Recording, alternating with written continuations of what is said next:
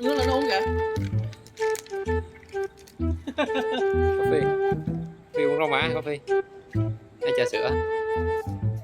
Phê.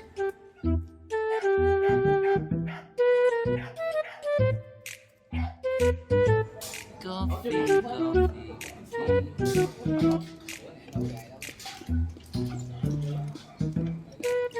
Coffee uống rau má. Đâu đâu đi nè. Đổ rồi coffee ơi. Chỗ khác đây, chỗ khác.